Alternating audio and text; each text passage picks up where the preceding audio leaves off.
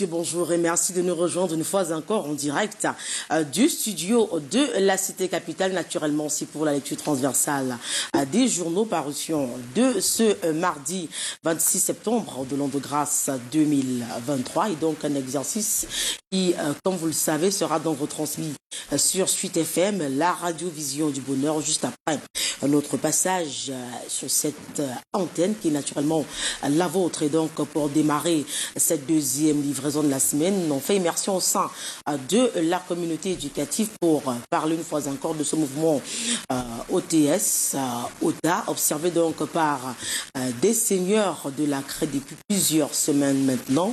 Ils sont donc en arrêt de travail, observation de CRE morte pour justement laisser transparaître leur colère suite à un certain nombre de revendications qui pourraient, de leur point de vue, améliorer leurs conditions de travail et de vie. Et donc, pour essayer de solutionner finalement ce problème, le ministère du Travail et de la Sécurité sociale, représentant donc du gouvernement, a donc convoqué les syndicats les syndicats donc de ce secteur d'activité, de l'enseignement évidemment, autour de la table pour une concertation. Mais bon nombre d'entre eux ont boudé justement cette invitation du ministre du Travail et de la Sécurité sociale, Grégoire Ouna. Et donc, nos confrères du quotidien Mutation se penchent sur cet aspect-là qui pourrait continuer justement à perturber le cursus, le suivi scolaire de nos enfants. Et donc, le journal met en exergue ces enseignants intraitables,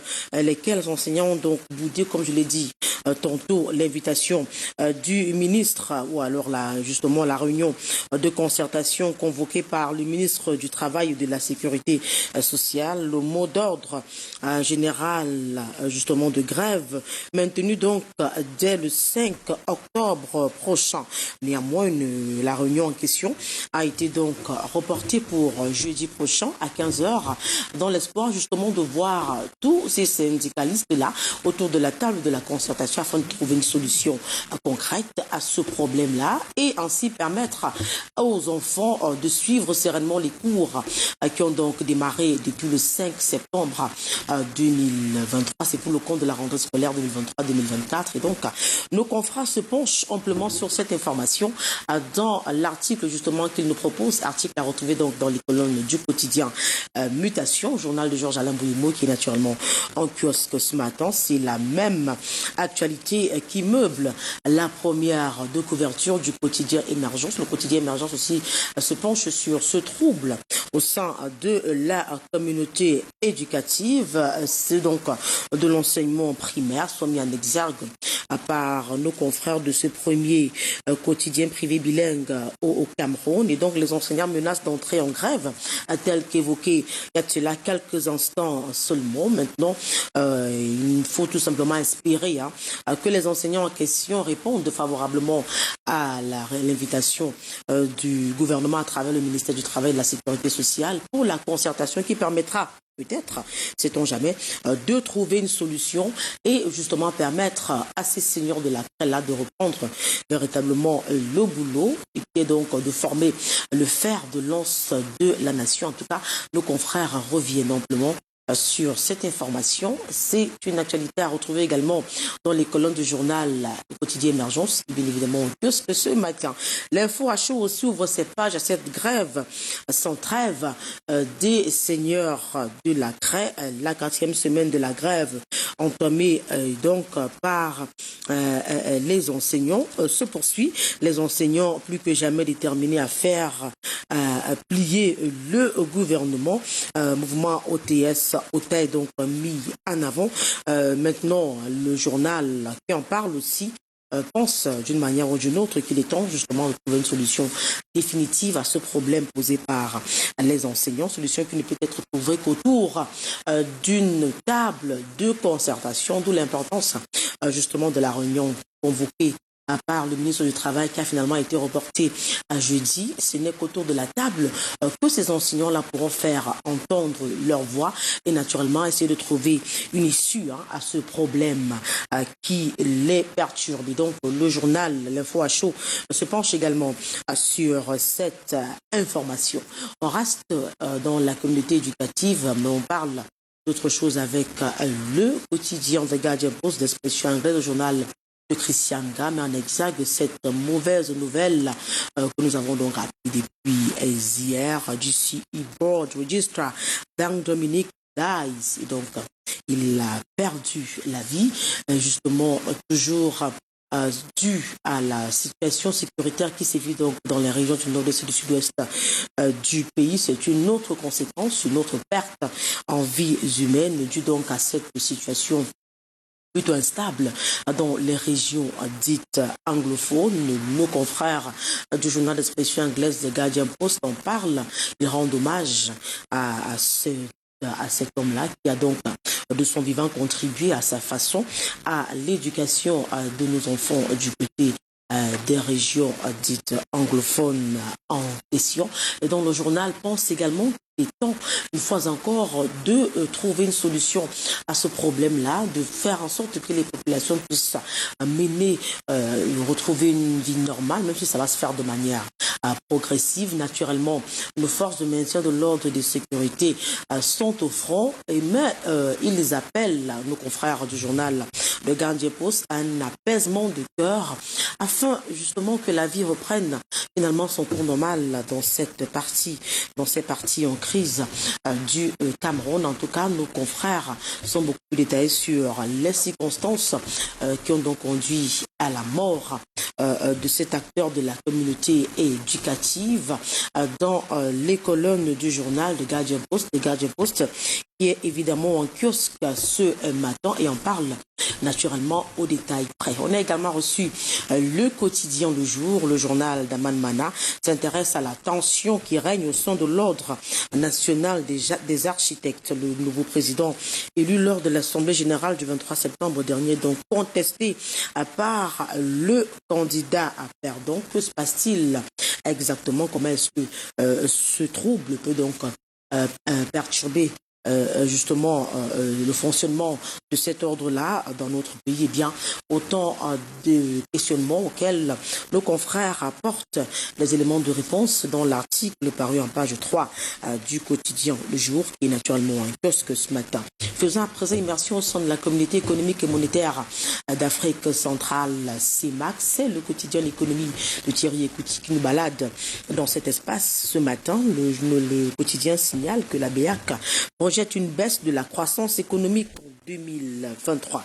Les raisons de ce recul ont donc été évoquées hier au cours de la 3e session du comité de politique monétaire de la Banque des États de l'Afrique centrale. C'était du côté de la cité économique Douala. Et donc, nos confrères reviennent amplement justement sur l'impact que peut avoir cette projection-là sur le plan de la croissance économique du pays. En tout cas, c'est la principale information que nous propose le quotidien. L'économie de Thierry Ekouti, qui est évidemment un kiosque ce matin. On évolue avec le quotidien Éco-santé qui parle santé évidemment, notamment du premier salon de l'industrie pharmaceutique qui va donc son plein ici même dans la cité capitale. En tout cas, l'événement a été organisé ici à Yaoundé pendant plusieurs jours. Le docteur Franck Nana a donc réussi le parrain de l'organisation du point de vue de nos confrères, lesquels reviennent donc sur l'importance justement d'une telle rencontre, d'un tel rendez-vous scientifique, lequel rendez-vous a réuni des experts du domaine de la santé, spécifiquement du secteur pharmaceutique. Ils ont donc eu le temps de quelques jours évoquer les différents mots qui plombent ce secteur d'activité, se sont projetés également sur les nouvelles réformes qui pourraient contribuer à moderniser davantage ce secteur d'activité également et par ricochet contribuer à l'amélioration de l'offre de soins en santé aux populations. En tout cas, nos confrères reviennent donc sur les différentes activités qui ont meublé ce rendez-vous scientifique, les différents thèmes qui ont donc été débattus. Question justement d'assainir essentiellement le secteur pharmaceutique dans notre pays. En tout cas, c'est l'une des informations que nous proposent nos confrères du quotidien Éco-Santé, qui est naturellement un kiosque ce matin. Éco-Santé qui rend également hommage à ce confrère qui a donc rangé sa plume. Il y a cela quelques jours maintenant. Le groupe Éco-Santé et l'AJ Pro Santé pleure Alain Djipou. L'annonce de son décès le 23 septembre 2023 des suites de maladie continue donc de faire pleurer ses collègues et confrères de la presse camerounaise. Et donc le journal rend hommage à Alain et naturellement compatit à la douleur de sa famille biologique tout en revenant sur son parcours tout au long de sa vie professionnelle, donc sa carrière. Son parcours est donc tracé par nos confrères du quotidien Éco-Santé, justement, qui joignent sa voix à celle des confrères de la presse camerounaise, donc rendre hommage à Alain, qui s'en est donc allé, que son âme repose en paix.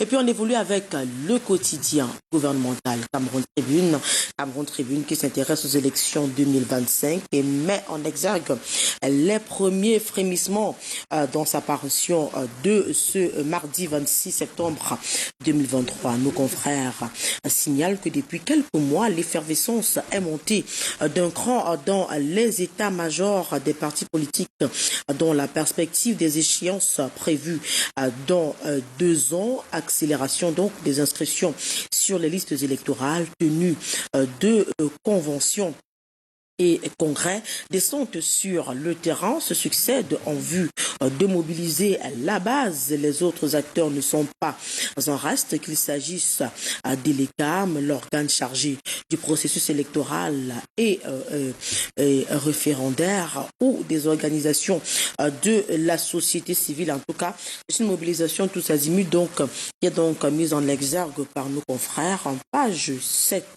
et 8. Les détails édifient amplement sur cette information. Et le journal qui s'intéresse également au coup d'État en Afrique, Halte, prophète du chaos.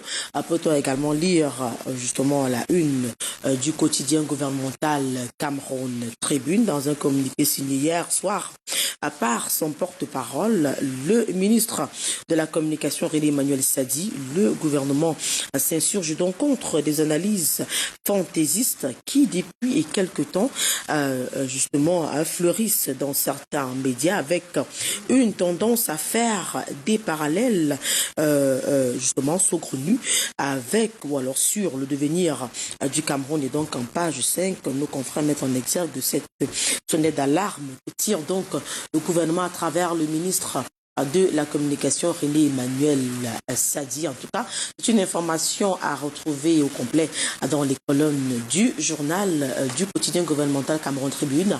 Et donc en kiosque ce matin, on a également reçu Breaking News qui parle sport dans sa parution de ce jour, précisément de cette coupe du Cameroun qui a donc opposé PWD Bamenda à Fovu de Baham. Fovu a donc eu raison de PWD Bamenda. Il est donc vainqueur justement de l'édition 2023 de la Coupe du Cameroun. Le premier ministre chef du gouvernement, Joseph Diongouti, était donc le représentant personnel du chef de l'État dans l'après-midi. C'était le dimanche dernier au stade Amadou Ahidjo, ici même à Yaoundé.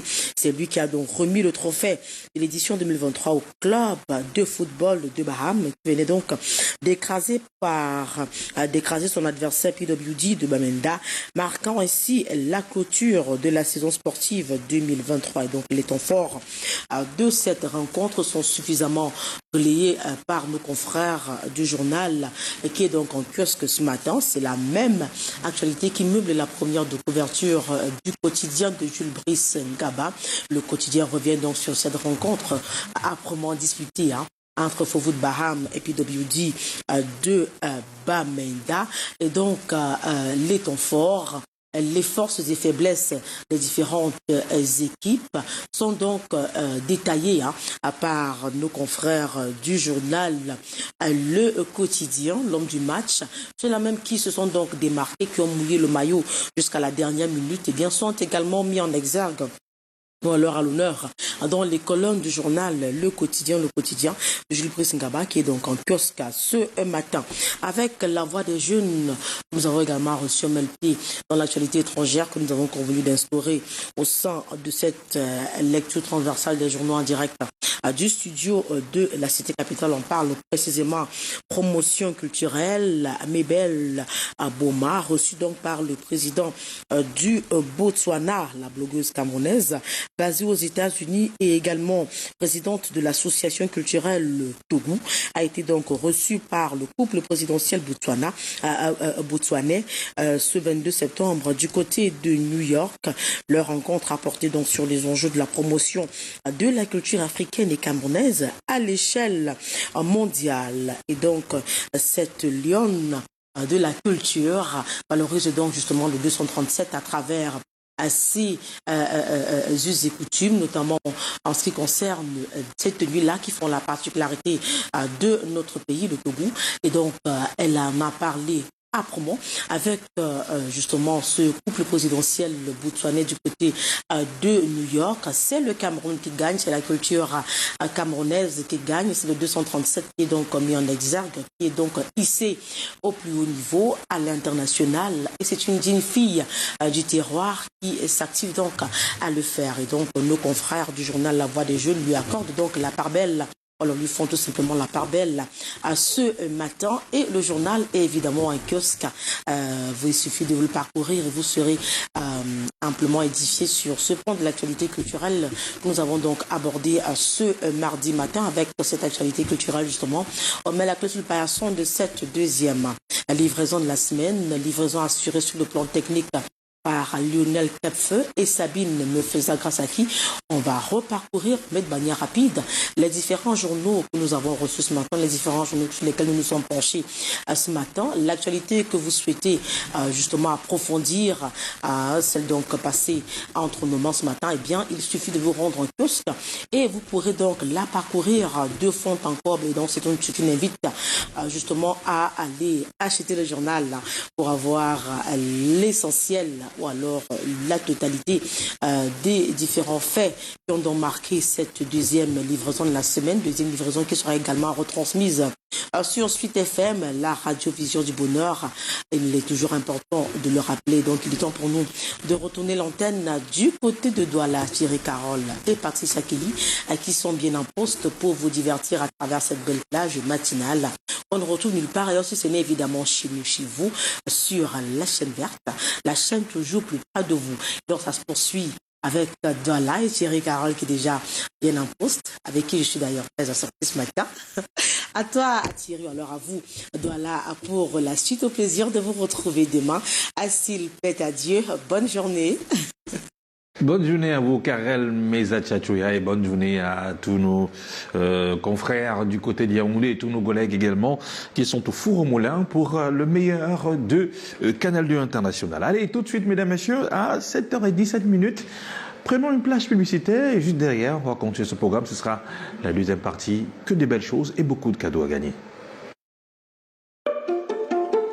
Is it true that